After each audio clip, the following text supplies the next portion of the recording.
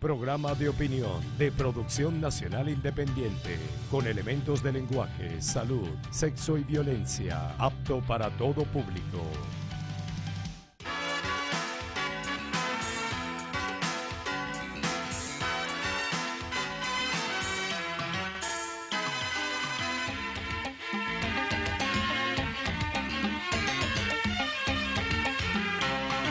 Amigas y amigos, con lo que de inmediato voy a decir, aclaro que no trato de darle consejos a la oposición, porque siempre ésta terminará rechazando cuanto se le sugiere para corregir errores. Siempre pensará que se trata de alguna maniobra urdida con sórdidos propósitos, entre otros, tenderle una celada. Pero la verdad es otra. Porque en Venezuela hay sectores y personas que quieren que el país cuente con una oposición seria y confiable.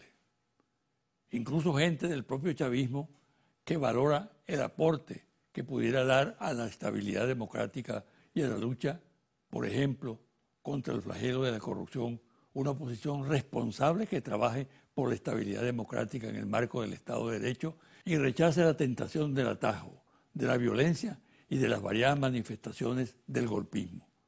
Una oposición, en fin, que haga política en el país y para el país y no sea instrumento dócil de las políticas de otros gobiernos y subordine sus actuaciones a los dictados de la Casa Blanca. Es lo que Venezuela necesita.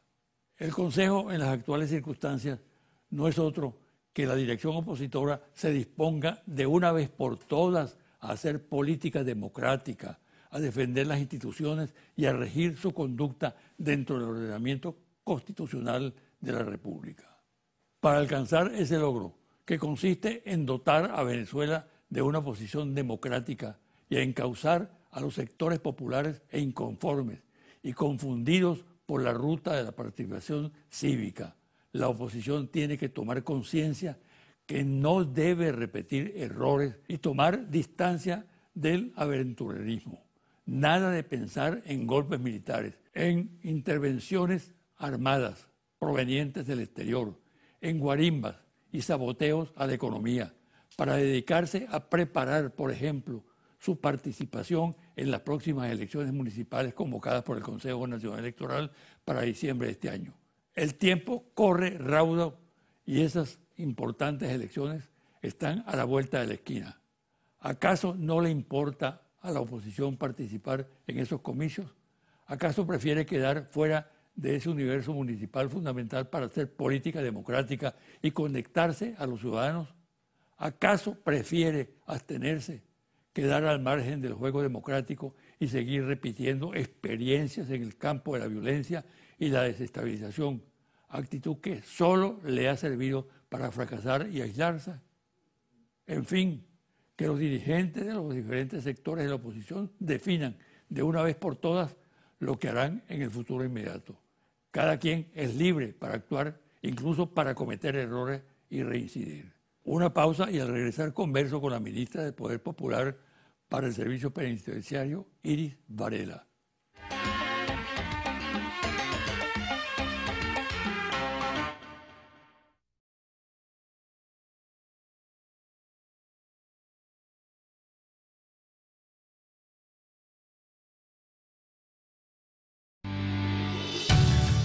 Estás viendo José Vicente Hoy.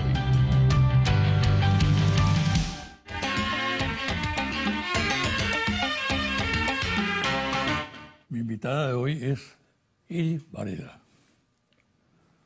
una extraordinaria dirigente política, pero al mismo tiempo con un sentido de administración y de organización extraordinario.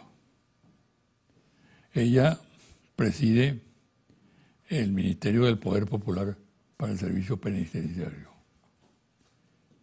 y ha hecho, desde mi punto de vista, una labor excepcional. Este ministerio está cumpliendo 7 años, el próximo 26 de este mes. Bienvenida, Iris. Gracias, doctor. Siempre es un honor compartir con usted en este programa. Bueno, muy grato de tenerte aquí, ¿sabes? Gracias. Vamos a comenzar por los 7 años de este ministerio. ¿Qué aporte le ha hecho el país? ¿Y qué fallas observas tú también Sí. en su funcionamiento? Fíjese, modestia aparte, yo creo que el ministerio en sus 7 años no solamente le ha hecho un gran aporte al país en materia penitenciaria, sino un aporte al mundo. Yo estoy comparando, he sido una estudiosa desde hace más de 20 años del tema. Y no solamente estudiándolo, sino practicándolo. Todo el sistema penal, el penitenciarismo, los derechos humanos, incluso, bueno, históricamente con la Revolución Bolivariana tuve la oportunidad de participar en la Constituyente del 99 y en la Constituyente del 2017, porque, bueno, gracias a la autorización que me dio el presidente Nicolás Maduro, yo fui a la Constituyente, me autorizó separarme del ministerio por 6 meses y ahorita me volvió a solicitar y estoy autorizada por la Asamblea Nacional Constituyente para volver. Y toda esta experiencia política, jurídica, en la Comisión de Política Interior mientras fui diputada, participé en todas las reformas del Código Orgánico Procesal Penal que se hicieron, que dicho sea de paso, es preconstitucional. Estuvo hecho por la Konrad Adenauer, por la famosa COPRE aquella, antes de la Revolución Bolivariana, antes de que empezara Chávez.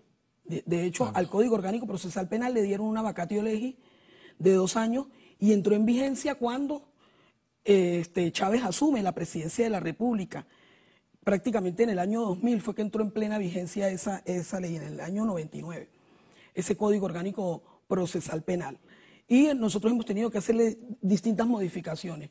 Pero a los 7 años de creación de este ministerio, se ha logrado un milagro en las cárceles venezolanas. ¿Cuál es? Realmente ¿Cuál es? al privado de libertad se le está transformando. Nosotros tenemos un lema que lo practicamos allí, lo ponemos en práctica, no para que quede como vana consigna, sino como una filosofía de lo que es el tratamiento al privado de libertad. Hemos diseñado un ciclo de transformación al privado de libertad.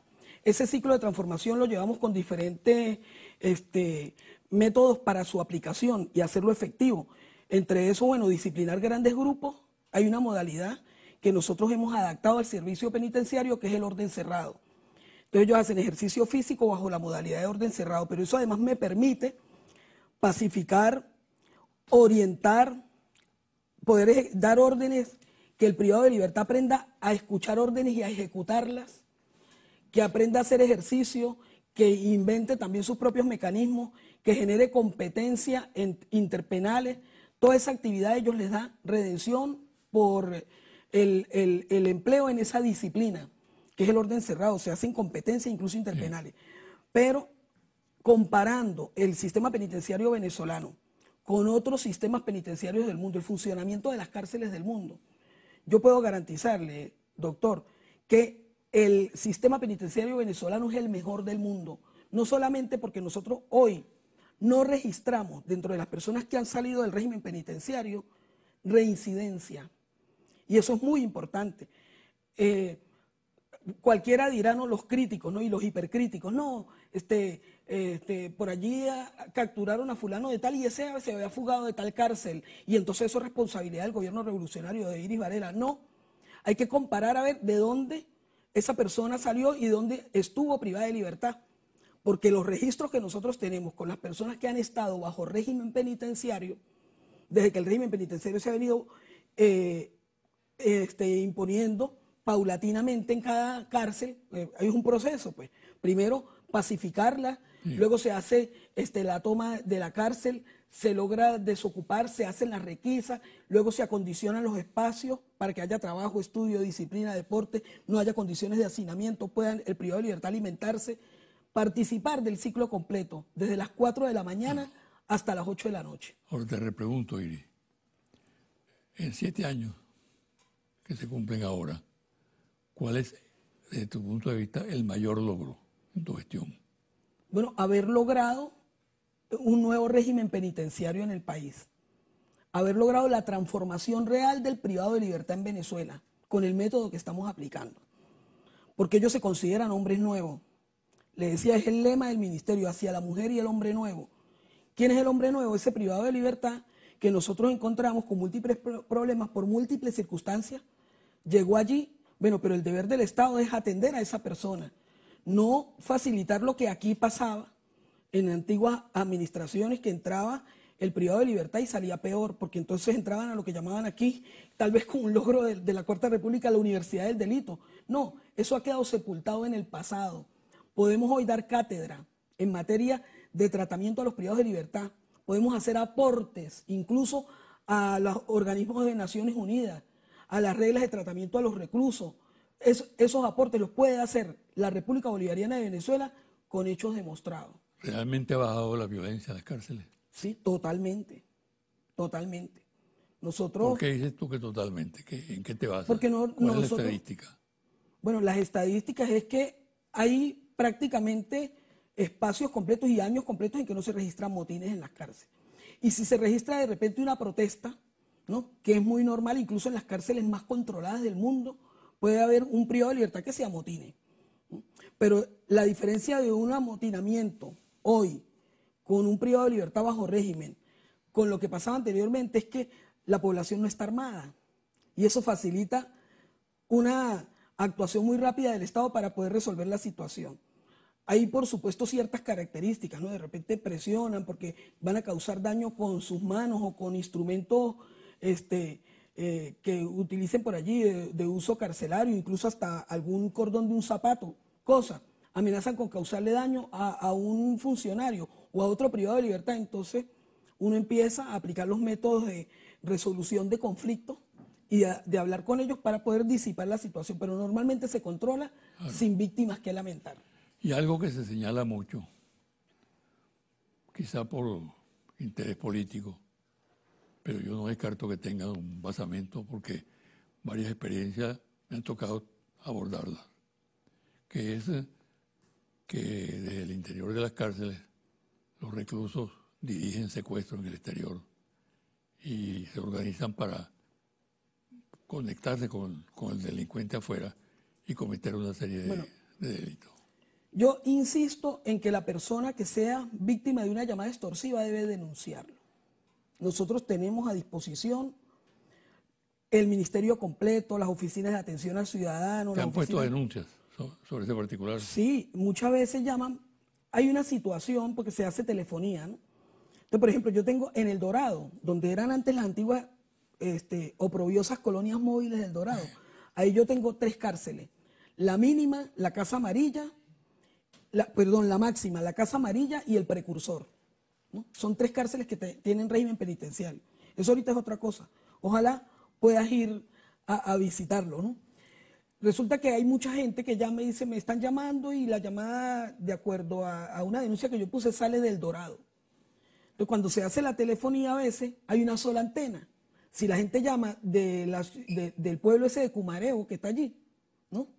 Si llaman de ahí, es Cumareo, el pueblito que está allí, que uno lo pasa por el río o llega por carretera para allá, para El Dorado. El único pueblo que está cercano ahí en el estado Bolívar, de esa cárcel. Entonces, casi todas las llamadas que se hacen en ese sector salen por esa antena. No estoy diciendo que no haya de repente alguien que haya logrado pasar un teléfono, ¿sí? Y que normalmente, ¿quién es la víctima? Es alguien que el privado de libertad conoce, ¿no? Es alguien que pertenece al mismo lugar donde vive ese privado de libertad, donde vive la familia ese privado de libertad, o mafias que conocen a esa persona y que conocen al privado de libertad, que de repente sus familiares van a visitarlo. Bueno, hay cosas que salen extramuros de las cárceles y ya ahí uno lo puede controlar y tiene que haber una articulación con los organismos del Estado para que eso, para controlar eso, para que eso no sea una constante, para que eso no sea una realidad como otrora lo fue. Yo no digo que de repente no haya una denuncia por una extorsión y se detecte, pero difícilmente en el 98% de cárceles que tengo bajo el nuevo régimen penitenciario eso se da. ¿Por qué? Porque nosotros tenemos hasta unos escáneres corporales que impiden que alguien entre con un teléfono a ese recinto, porque hay inhibidores de señal telefónica que impiden que de esos recintos se puedan hacer llamadas telefónicas. Yo en este momento tengo un despliegue de los funcionarios del ministerio por todas las cárceles del país. Se lo vienen haciendo inspecciones constantes, supervisiones, y a veces para ellos comunicarse conmigo tienen que salir de la cárcel para poderme llamar. Luego entonces, ¿cómo puede ser llamadas de dentro de la cárcel? Claro. si no se puede utilizar el teléfono. Y nosotros sí nos comunicamos con un radio, ¿no? Porque tenemos un sistema de tecnología y seguridad penitenciaria que es el CITC, que es tecnología de punta, que lo utilizamos para comunicarnos con los directores de los penales y se hacen videollamadas, ¿no? Yo puedo llamar a cualquier director de cárcel de ese radio y le puedo decir, hazme un recorrido por toda la cárcel y me vas mostrando las áreas. Necesito que me ubiques al privado de libertad fulano de tal y me lo pongas ahí para verlo. Tengo esta denuncia, muéstrame qué es lo que está pasando allí. Pero es a través de ese sistema de la comunicación. Y es una comunicación excelente, buenísima, ¿no? Entonces, que haya llamadas extorsivas de otros recintos que no tienen todavía el nuevo régimen, bueno, eso hay que atacarlo, denúncienlo, que no tengan miedo en denunciar, que aquí siempre van a obtener una respuesta. Y si yo detecto que eso está pasando dentro de alguna cárcel, con o sin nuevo régimen penitenciario, bueno, yo tomo cartas en el asunto y doy una respuesta efectiva de una vez al pueblo que bien lo merece. ¿Cuántos no están en el nuevo régimen? Faltan 5 cárceles, que yo las tengo en proceso de transición. ¿Cuáles son? Tocorón, Puente Ayala, La Pica, Vista Hermosa y Cepella. Son las que más generan noticias. No tanto. Creo que ahorita no están, no han vuelto a sonar, porque ya están en proceso de transición. Por ejemplo, tú vas a Tocorón. Tocorón tiene, dentro del complejo de Tocorón, hay tres cárceles con nuevo régimen. 3, ¿no? Está la torre del administrativo, que eso ya fue tomado, ya ahí se le metió régimen penitenciario. Había un anexo que le decían el Rodeíto de Tocorón. Eso es ahora un nuevo centro que se llama Ezequiel Zamora. Tiene nuevo régimen desde hace, estoy hablando de ese, tiene más de 2 años con nuevo régimen. El que tiene menos de esos con nuevo régimen es esa torre administrativa, que es precisamente la entrada a Tocorón, ¿no? La entrada a la cárcel que llamamos ahorita de régimen de transición. Y la cárcel de mujeres de Tocorón. Esos 3 tienen régimen. Y le falta, bueno, donde está el grueso de la población, pero eso es un proceso que nosotros vamos trabajando. Lo que sí, que estamos sacando a todos esos privados de libertad a que hagan trabajos en la calle. Yo tengo a los privados de libertad de Tocorón. Al frente de Tocorón hay un gran cultivo de rubros agrícolas y una siembra. Y en el barrio San Vicente, también del estado de Aragua, está lo mismo. Siembra y cultivo, siembra y cría. Están trabajando y en allí. el consejo, sí. Yo he sacado a más de 500 privados de libertad de Tocorón, con y sin nuevo régimen. Pero cuando salen, van con su uniforme de trabajo y van a trabajar. Y ahí están los resultados. Ya hemos sacado hasta cosecha y hemos sacado pollos para el beneficio, carne de cerdo, ya hemos sacado de ahí. Bueno, vamos a hacer una pausa, Iri. Hay un tema que vale la pena que toquemos, que es el de los retenes policiales. La situación que se plantea permanentemente allí. Además, hay un volumen muy grande de personas hacinadas en esos retenes policiales. ¿Qué respuesta tiene tu ministerio y tú personalmente, que tienes tanta sensibilidad social sobre ese tema? Hablamos de él al regresar de la pausa. Perfecto. Gracias.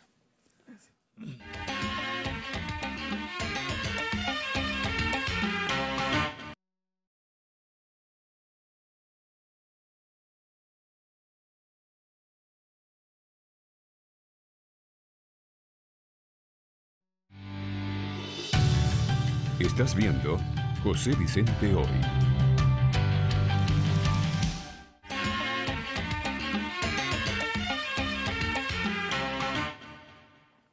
Iri, dejamos en el aire la pregunta sobre los retenes policiales, ¿no? Donde se realiza permanentemente violación de los derechos humanos, ¿no? Del debido proceso, atropello, en fin, un infierno que es el proceso. Aproximadamente unas 20.000 personas se encuentran en esas circunstancias. Tú, que aparte de que conoces la materia, tienes una especial sensibilidad humana y has sido una luchadora toda la vida por los derechos humanos, ¿qué opinas de este problema y qué respuesta hay que darle?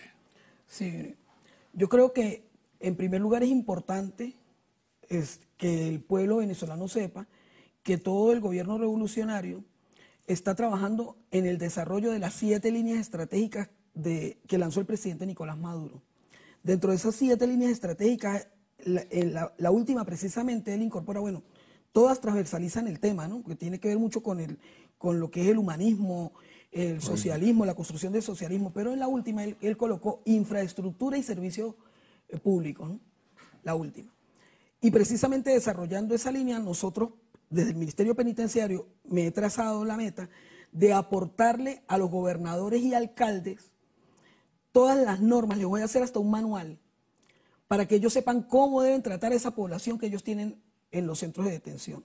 Pero además, estamos haciendo todos los esfuerzos, todo el gobierno, el Ejecutivo, para generar los espacios. Ya el FONE tiene la infraestructura, el diseño de infraestructura como modelo, para aportarlo a las gobernaciones y alcaldías que requieran de estos espacios, porque siempre los van a requerir, para que tengan allí en condiciones dignas a los privados de libertad que tienen detenidos.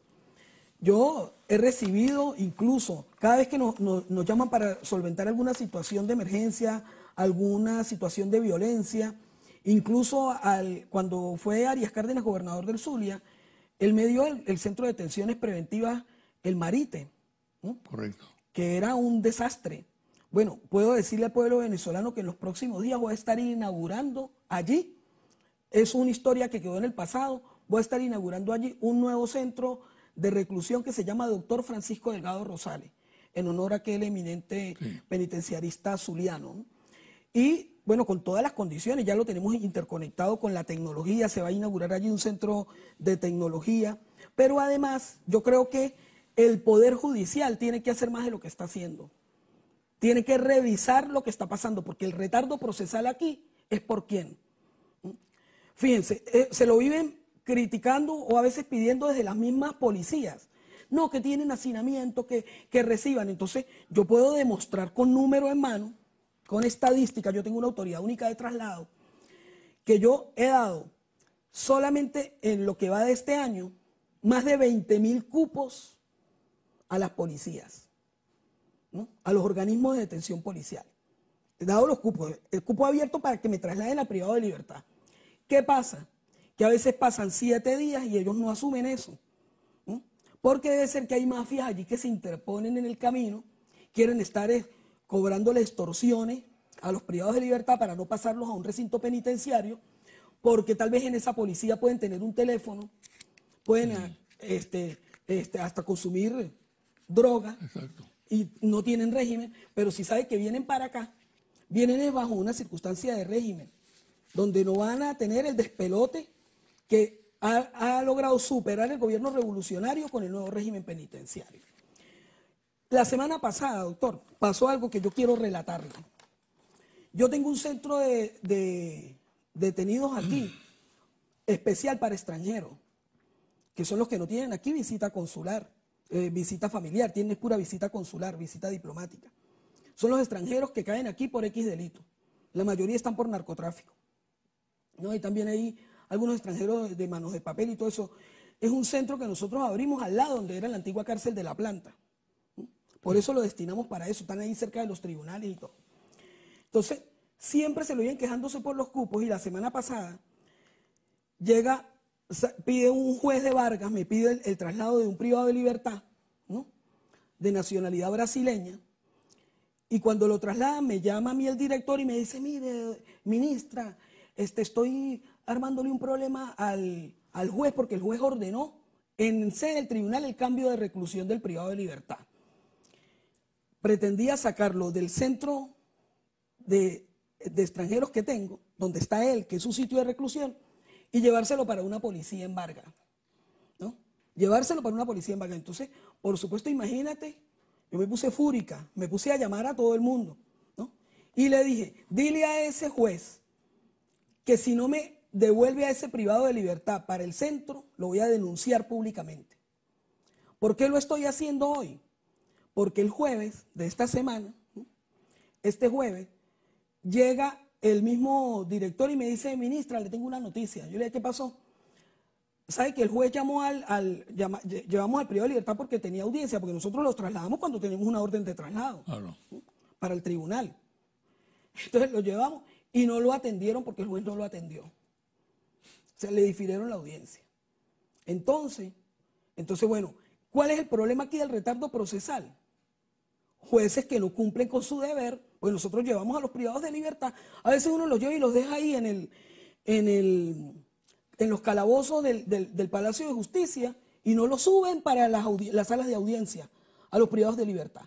¿Qué orden di? Y lo voy a decir públicamente, voy a aprovechar tu programa que tiene toda la audiencia nacional.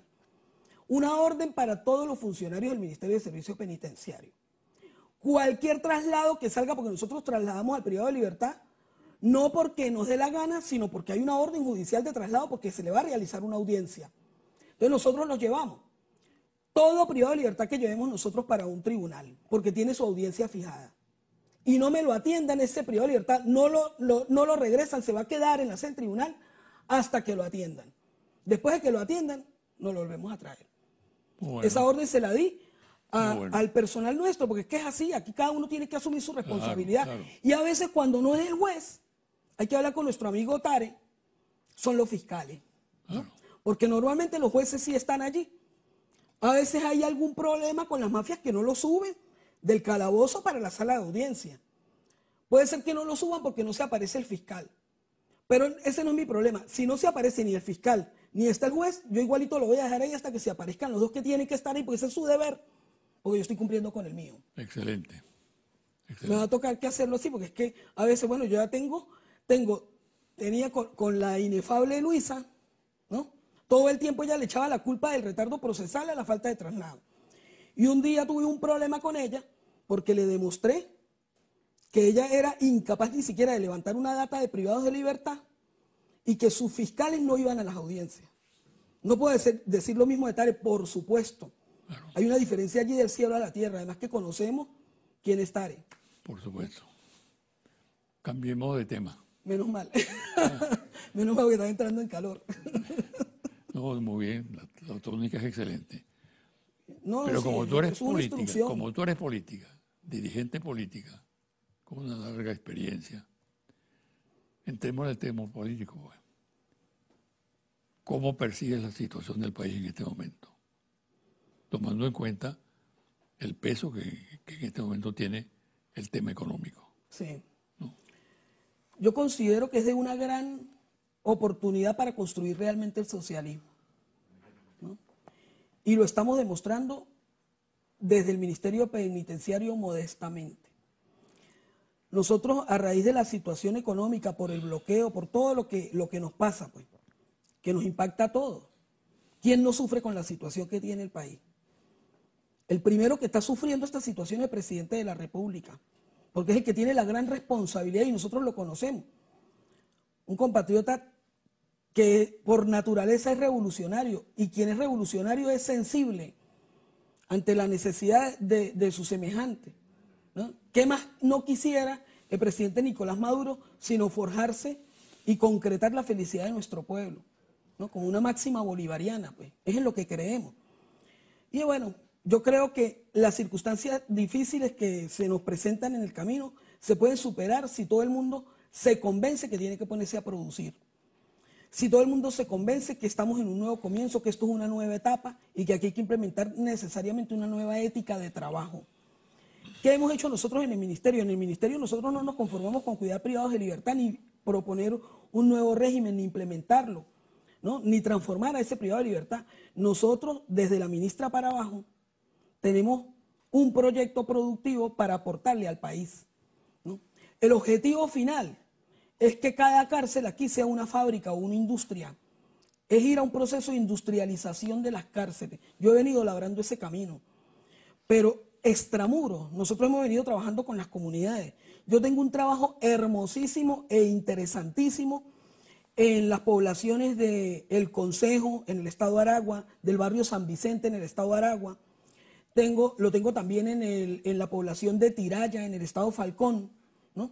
Y también he trabajado en Coro, por supuesto, y en otras ciudades, muchas del país. Hay más de 8 estados del país donde ese programa está. Ese programa se llama Hogares de Paz. Con ese programa, nosotros estamos, bueno, solamente desde Tiraya, en el estado Falcón, que era una frontera propicia para el contrabando hacia Aruba, porque es a 20 minutos en lancha de ahí de Tiraya para Aruba. Imagínense, ese pueblo lo desmantelaron exprofeso para que la gente saliera de allí despavorida. Afectaron todos los servicios públicos porque se robaron las bombas de agua, se llevaron los cables de la electricidad. Y bueno, el pueblo allí era esperando que viniera tal vez un ciclón y arrasara con ese pueblo. Y había desesperanza. Yo me fui como candidata a la constituyente el año pasado, en mayo. Y empecé a impulsar allí un proyecto que es el rescate de toda esa playa. Se ha hecho con mano de obra penitenciaria y con la población. Y se ha utilizado puro material de reciclaje. Estamos utilizando las botellas PET, las botellas de plástico. Estamos utilizando madera de las estivas de las paletas de montacarga. Y bueno, la mano de obra de los privados de libertad con el pueblo. Y hemos rescatado, vamos a inaugurar también próximamente allí un bulevar ecoturístico.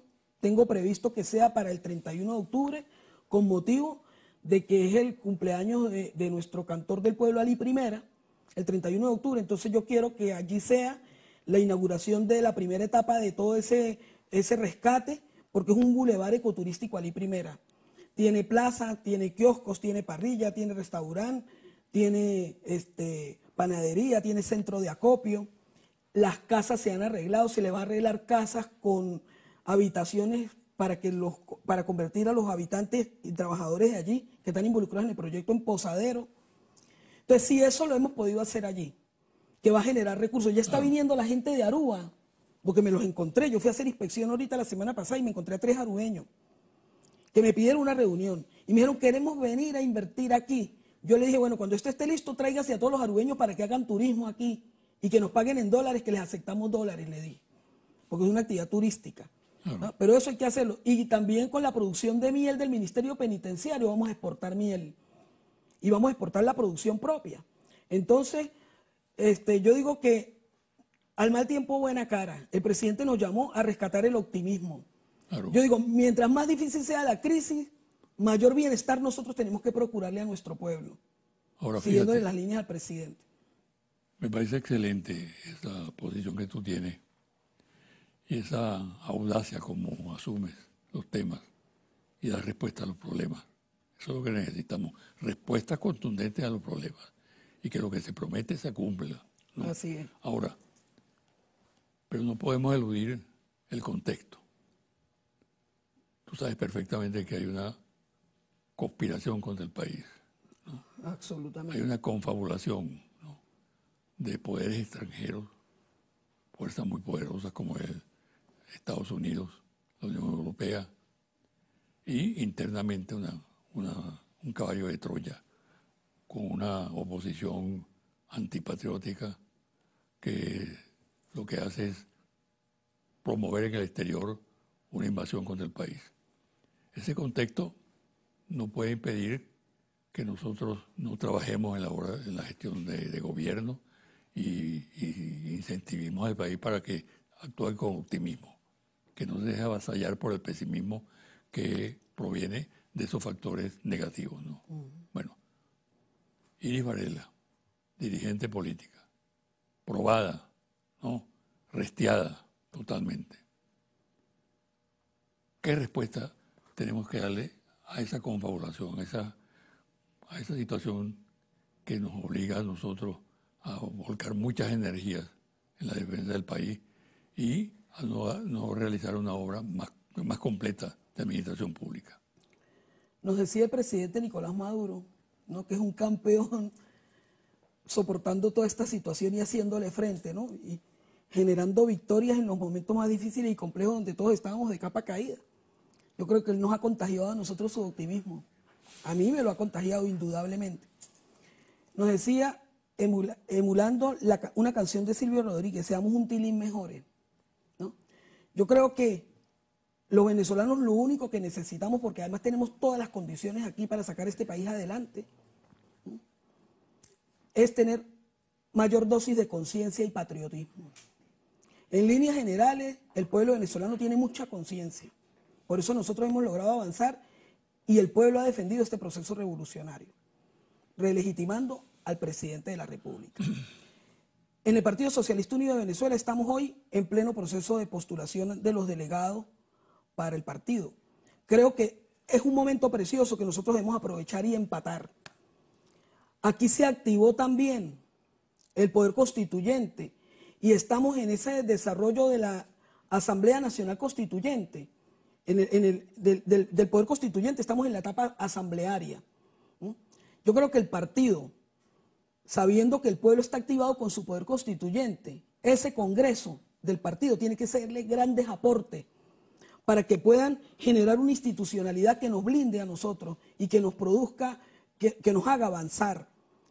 Nosotros sabemos que, por ejemplo, el control mediático que tiene la derecha es terrible. Lo que ha pasado en Nicaragua, lo que está pasando, el escándalo que tienen allá en la frontera de Estados Unidos con México, con los niños encarcelados. Lo que está pasando en Nicaragua es lo mismo que aquí vivimos, solo que creo que se han ensañado mucho más en Nicaragua. Sin embargo, nosotros vemos con estupor la actitud del clero nicaragüense y cómo ellos han participado en todo eso, ¿no? Hemos visto, y los ha presentado la periodista venezolana Madeleine García. No sé, supongo que usted lo vio, yo creo que todo el pueblo los vio. Todos los terroristas metidos en la iglesia disfrazados de monja. En estatuas de virgen, armas, ¿no? Fusiles, armas de fuego en estatuas de virgen. Eso han sido videos que han surgido a la luz pública. Pero lo que más me asombra a mí y me indigna, que eso tiene que servir para mucha reflexión de los venezolanos y nosotros poder, con toda esa moral, tener mayor energía para avanzar y superar esta etapa, que la vamos a superar sin duda que la vamos a superar, es observar el maltrato y la violación de los derechos humanos grotesca que hacen de los venezolanos y las venezolanas en el exterior. Te iba a preguntar precisamente el tema, iba a tocar el tema de la situación de la mujer, ¿no? La violencia que se ejerce sobre la mujer, que ha despertado un inmenso movimiento en el mundo, ¿no? De defensa de los valores de la mujer y de la lucha contra el machismo, la concepción machista en la política y en los estados. Pero fíjense, hay muchos venezolanos que emigraron, muchos de los cuales han sido, por ejemplo, los que han ido para Colombia, ¿no? Los que se van a Colombia. No todos los que se van a Colombia se quedan allá. A mí me da indignación. Tú conoces muy bien eso como dirigente de frontera, ¿no? Doctor, claro. Siento impotencia cuando presentan las imágenes de la gente pasando el puente, ¿no?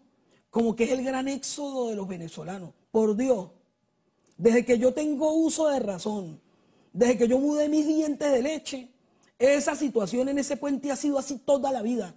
Solo que antes se pasaba en carro y a pie, ¿no? Como decía mi mamá, a caballo y a pie. Siempre se pasaba por ahí en cantidades industriales. La gente va y viene. Esos que van, vienen.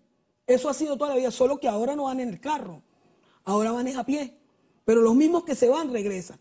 Los que van y se quedan allá, la mayoría son hijos también de colombianos, que no le duelen a los colombianos, ¿no? Que los maltratan. ¿Cuántas venezolanas han violado, han maltratado? Mire, en Perú le echaron ácido en la cara a una muchacha venezolana y creo que murió después. El jueves en la mañana leí una noticia en el periódico y en las redes que a una venezolana de 34 años en Inglaterra la mataron en su apartamento. En Panamá no sé a cuántas venezolanas han matado. En Chile no sé a cuántas venezolanas han matado, pero todos esos casos han salido registrados tímidamente, de eso no hacen ningún escándalo, porque esos son los venezolanos que participaron aquí, algunos, ¿no? En su inmensa mayoría, en las guarimbas, se fueron para allá.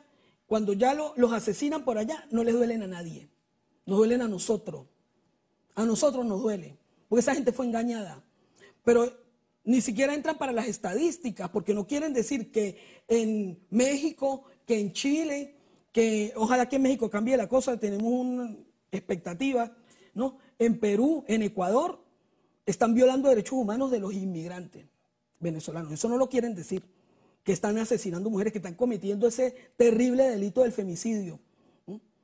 Que es condenado por cualquiera en el mundo, pero eso lo están cometiendo allá con venezolanas. Y parecieran no darse por enterado, por el cerco mediático que le tienen al país.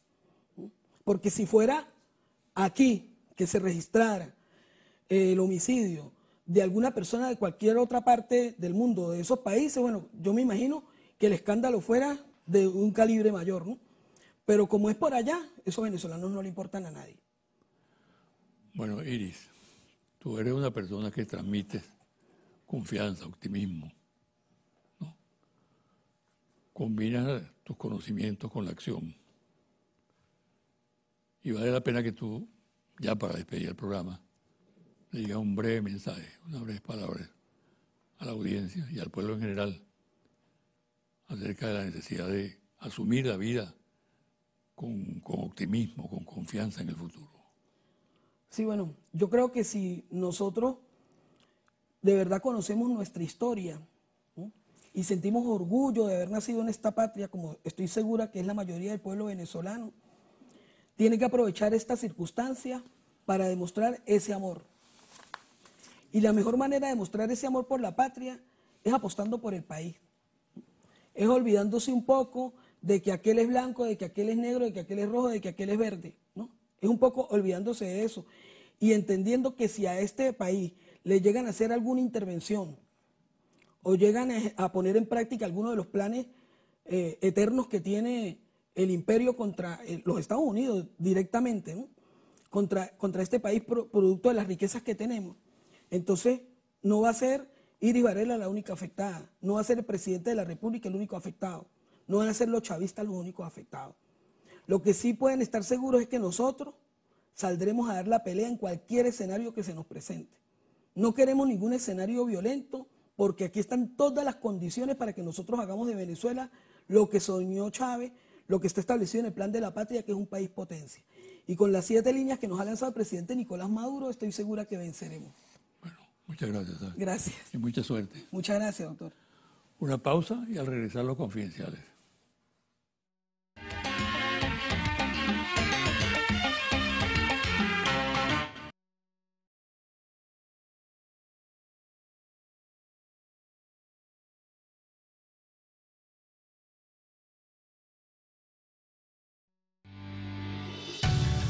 Estás viendo José Vicente Hoy.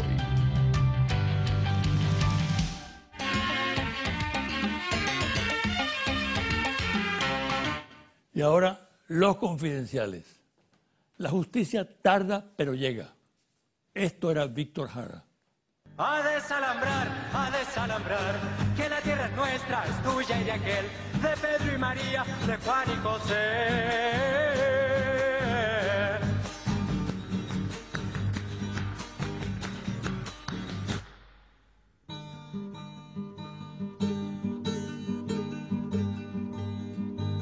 Si molesto con mi canto, alguien que no quiera oír, le aseguro que es un gringo o un dueño de este país.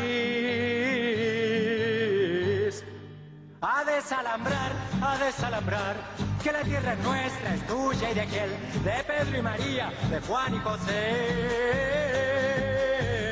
A desalambrar, que la tierra es nuestra, es tuya y de aquel, de Pedro y María, de Juan y José. Esto era Víctor Jara. En Santiago de Chile, luego de más de 40 años, un juez hizo justicia y condenó a elevadas penas a 9 oficiales de la Fuerza Armada chilena por el horrendo asesinato del poeta, cantautor y director de teatro Víctor Jara. El crimen fue cometido en el Estadio Nacional, hoy Estadio Víctor Jara. Los criminales de uniforme masacraron al cantautor con 40 disparos y luego lanzaron su cadáver a un matorral del cementerio general de la capital chilena. Fue un crimen del fascismo que revela lo que éste hace cuando accede al poder.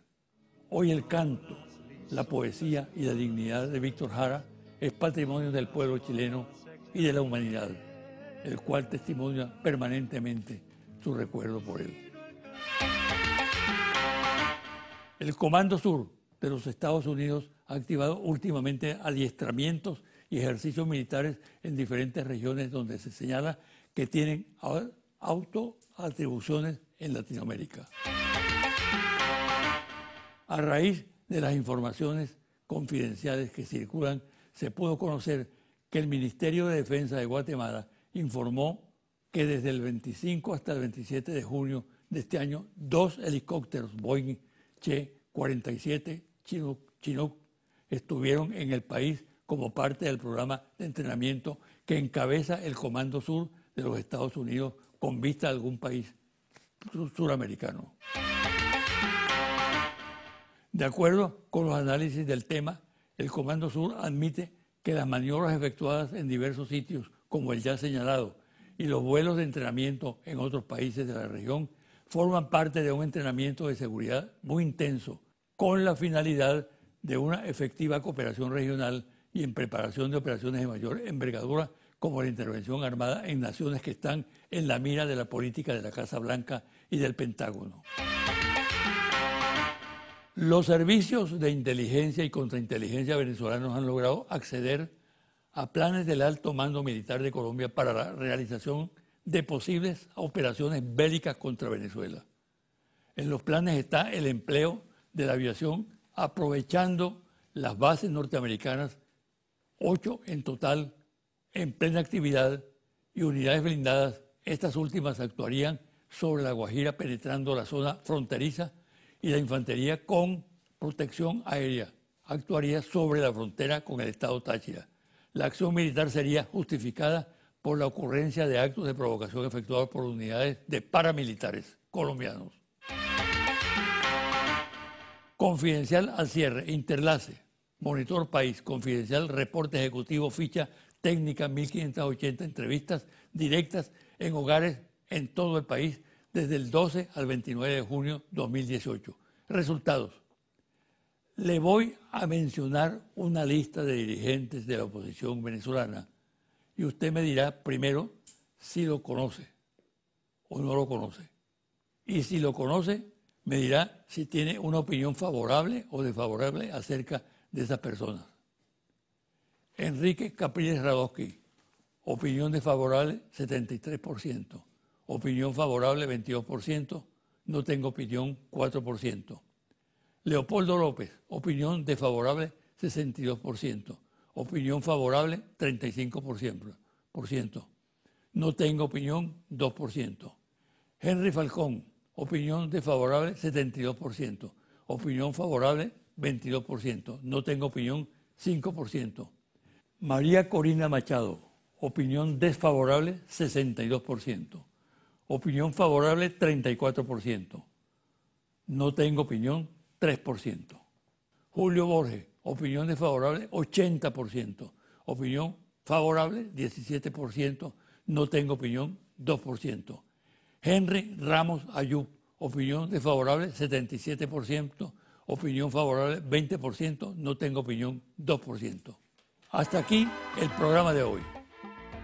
Me despido hasta el próximo domingo a las 9 de la mañana por este su canal Televen.